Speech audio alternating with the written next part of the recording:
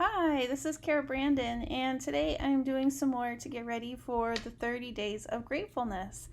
And I wanted to make my numbers kind of like I did for my October daily. So I made a free printable that you can find in the description below. There's a link. And these are 1-inch circles. So you can either use a 1-inch punch or you can use a scan and cut. I use the scan and cut, and most of them print or cut out pretty well. There was a few that got a little messed up because my cutting mat is not very sticky. So I'm just going to go and use my 1-inch punch to punch the rest of the numbers. And that's why I put a black line around the circles, hoping that it would work well with the scan and cut so that it's easy to find where the circle begins and ends. One thing you will notice if you use your scan and cut, the CaraBrandonCreations will also get cut out. I apologize for that. Something I need to figure out how to do in the future, but it wasn't too bad.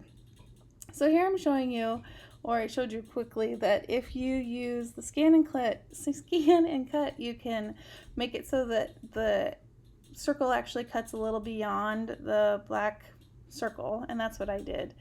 Or if you use a circle punch, that it gets really close. So however you would like to do it.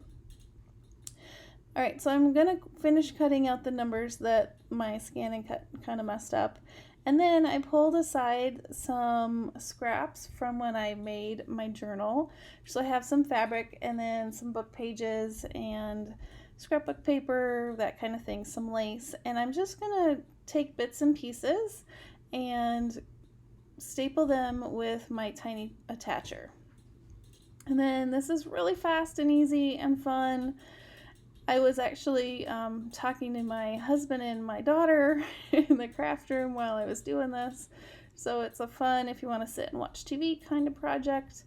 And then you have it ready, and then it's good to go for a couple weeks away for November. So again, check in the description. I have the download if you want to use this one. And I will be coming back probably tomorrow and have the prompts so that you can see the prompts and get those ready.